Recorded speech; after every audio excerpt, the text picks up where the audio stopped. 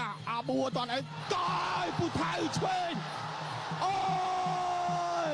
ទីរ៉ាថ្ងៃនេះប៉ះជាមួយកីឡាករបរទេសកីឡាកររងនេះចំបោះស្រួយ1ម៉ែត្រជិត90បាទហើយកីឡាកររងនេះគឺជួបលំដាប់ថៃច្រើនបាទមានឈ្នះមានចាញ់តែចុងក្រោយផ្ដួលអង់គ្លេសស្លាប់ទឹកមួយអូយតែប្រយ័ត្នណាទីរ៉ាកាប់រត់តកទេបាទអូយបាទទាត់ដូចគ្នាមួយចូលទ្រូងមួយចូលពោះបាទឯរងនេះគេនិយាយទៅគេបានបោះពាក្យថានឹងចង់ផ្ដួលធីរ៉ាឲ្យស្លាប់បាទគេដឹងថាខ្លួនគេជួបស៊ុប៊ឺស្តារគុណខ្មែរហើយធឿនធីរ៉ាខ្សែក្បាត់5ណាប្រិមិត្តបាទថ្ងៃនេះจะមើលបាទឆ្វេងរបស់ធីរ៉ាបាទអាប៊ូហ្វាសេបាទតែជប់ម៉ាត់ពីរដៃទួនអីយ៉ាអាប៊ូអត់តាន់អីកយពូថៅឆ្វេងអូយរាប់បាត់ហើយអាប៊ូហ្វាសេឡើងមកអើយហើយថាអូយបាទនេះហក់កាប់មកបថៅមិញអូយអាប៊ូអូយមកចកងទៀតបាទធីរ៉ាអាប៊ូហ្វាសេចង់លេះឡាឲ្យទឹកមួយបាទទឹកពីរជាស្រ័យកែងឆ្វេងទាត់ស្ដាំយ៉ា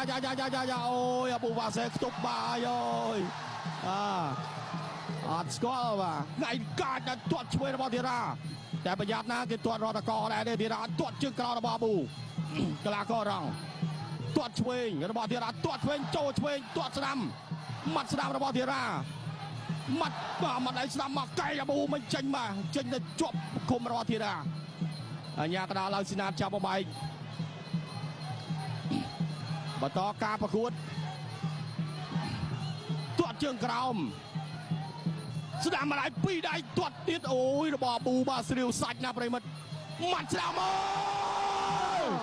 ម៉ាត់ដៃចូលគុំតគៀមត្រឡប់បាត់ហើយម៉ាត់ដៃនេះណែនណាស់ម៉ាត់ដៃនេះអូយម៉ាត់ដៃបេះតគៀមបាទម៉ាត់ដៃនេះដួលកាប់មុខប្រិមិត្តអូយបាទធ្ងន់ហើយម៉ាត់ដៃនេះណែនបាទគុំតគៀមបាទអូយឯជូនពូថៅដៃពីទៀតធឿនទីរ៉ាបានកងរឹបប